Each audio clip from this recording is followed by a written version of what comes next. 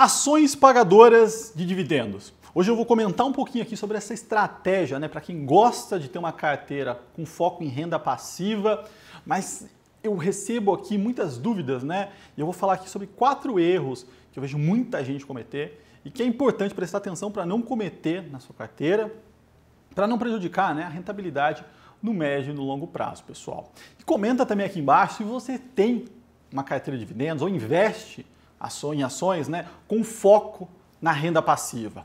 Mas vamos lá.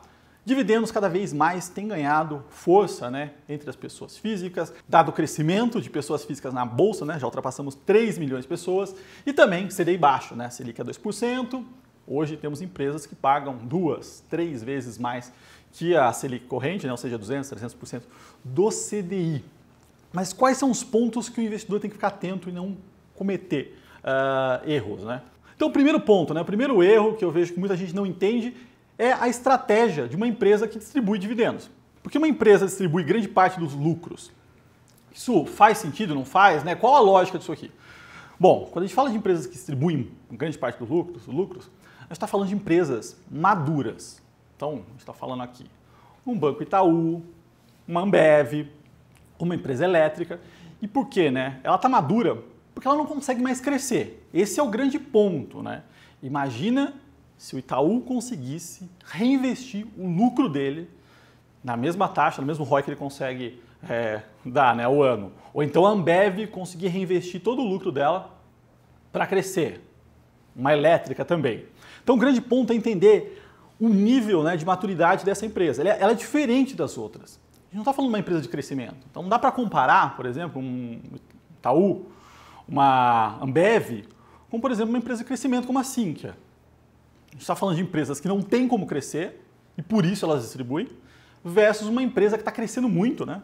Está fazendo follow-on, captando dinheiro para crescer ainda mais rápido. Então, o melhor cenário do mundo seria uma empresa grande como o Itaú conseguisse crescer, reinvestir todo o lucro dela, mas não consegue, por isso ela distribui, tá? Então, são empresas em níveis de maturidade bem diferentes e que têm riscos bem diferentes também, tá? Então, esse é o ponto. E aí, o que a gente pode entender, né? Qual que é o segundo ponto desse case, que muita gente não entende? É um alinhamento de expectativas, né? Qual o retorno esperado de uma carteira de dividendos? Então, se a gente passar por um rally, o Brasil vai virar a bola da vez e Bovespa vai bater 200 mil pontos. Provavelmente a carteira de ações com foco em dividendos, ela não vai ter a alta que o Ibovespa ou que outras empresas ali na média vão ter. Elas vão ficar para trás.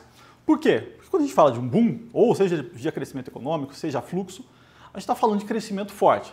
E quem cresce mais? As empresas menores, né? As empresas ali que estão se posicionadas para crescer. A gente não consegue fazer o crédito no Brasil crescer 40%, 50% ao ano. Muito menos a nossa infra de elétrica. Isso não é viável. Então, quando a gente pensa nesses cenários, provavelmente o investidor vai ver que uma carteira de dividendos pode ficar para trás.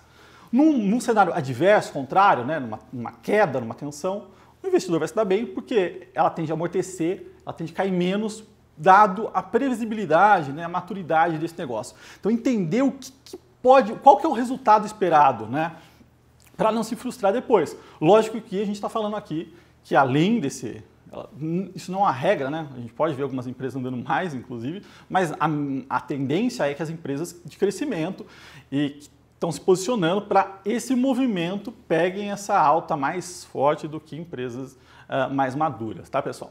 Pessoal, e mais uma coisa, né? Eu deixei aqui embaixo um link com o relatório da Levante, né? Eu sou estrategista da Levante, que é uma casa de análise independente. A gente preparou um relatório ali com o ranking de algumas empresas para o investidor colocar no radar do lado de dividendos, né? Empresas boas que são pagadoras de dividendos. Então o link está aqui embaixo, se quiser baixar, é gratuito, tá? E o terceiro ponto, né, o terceiro erro que muita gente comete é não diversificar.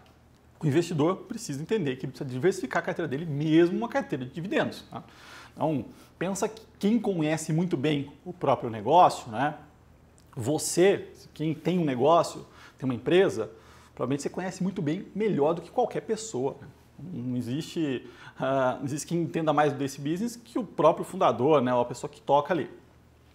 Quando a gente fala de empresas grandes, a gente pode entender muito, estar do lado, acompanhar, falar com o CEO, CFO. Mas nunca a gente vai chegar, né, no nível que do fundador, do conselho ali, que algumas coisas eles sabem muito bem. Aí a gente viu o que aconteceu com algumas empresas grandes, né? Então, nos últimos anos, IRB, ou então Oi, PDG, muitas coisas mudaram do dia para a noite, de forma rápida. Tem sido um investidor que olhou para a IRB lá atrás e falou, adoro essa empresa, está pagando um excelente dividendo, vou colocar minha carteira de dividendo totalmente nela. Não, fazia o menor sentido, tem que diversificar. É racional, né? Tem teorias econômicas sobre isso. O investidor tem que diversificar, ele não pode cometer o erro de ficar puramente em 1 ou 2 ativos, ele tem que ter uma carteira diversificada para diluir risco. E o quarto ponto, né, o quarto erro que eu vejo muita gente cometendo é olhar para o passado, né? Olhar, por exemplo, para o ano passado e ver qual empresa pagou mais dividendos e investir nela achando que aquilo naturalmente ou automaticamente vai acontecer. Vamos, gente, não é assim, tá? Olhar para o passado e entender a dinâmica da empresa é importante. Entender que muitas empresas são reloginhos para pagar dividendos, e isso é importante, né? Então, quando você olha para uma Metal Leve, para uma Transmissão Paulista, para uma Itaú, né? Itaúsa, Rex 2020, que foram proibidas de distribuir, a gente vê uma certa ali previsibilidade da distribuição. Entretanto, existem algumas ciladas nesse negócio que o investidor pode se dar mal. Bom, vamos lá, vou dar um exemplo aqui. Pensa numa empresa em que o controlador, né, o grupo de controle ali que detém, que de fato manda na empresa ali, ele precisa de capital na física. Ele pode, muito bem, deixar de fazer investimento, ou seja, CAPEX, que não passa pelo DRE, com o objetivo de distribuir lucro e entrar recursos para ele na física. Já vi isso acontecer na bolsa algumas vezes. E aí o que acontece? Você vai distribuindo muito, tipo, grande parte dos dividendos, né, dos lucros, quando esses lucros deveriam ser reinvestidos para manter a operação, tá? Então esse é um erro que acontece sempre, né? Muita gente acaba cometendo. Outra forma, né? Fundos imobiliários. Você pega um fundo que os contratos vão vencer todos, ou grande parte dos contratos vão vencer em 2022. O que aconteceu? O mercado já viu que tem uma chance de não renovar, ou provavelmente não devem renovar, e saiu. Então o mercado começou a reduzir, o preço desse fundo caiu naturalmente, e aí quando você olha para o dividendo que foi pago no ano versus o preço, aquele dividend yield, né, aquela taxa está altíssima. Mas aí o que vai acontecer? Depois disso o contrato provavelmente acaba, e aí não vai ter mais aquela taxa. Você não vai conseguir mais receber aquele yield. Né? Então você tem que sempre olhar para frente, qual que é a expectativa de dividend yield, para frente e não para trás. É importante olhar para trás para ter alguma visão, né, para ver se a empresa é previsível ou não, mas a gente vê muitas coisas aí que não são recorrentes, né, como dividendos extraordinários. Você quer reverter uma provisão, ou então a empresa ali recebeu uma reversão tributária e ela vai fazer uma distribuição de dividendos. Acontece, mas isso não é recorrente. Então tem que olhar para a estimativa, né, dos lucros para os anos seguintes para entender qual deve ser, né, o dividend yield dessas empresas, tá, pessoal? Então lembrando que eu deixei o relatório aqui falando de algumas empresas para o investidor acompanhar. Se você ainda não me segue, se inscreva no canal, ative as notificações e até o próximo vídeo.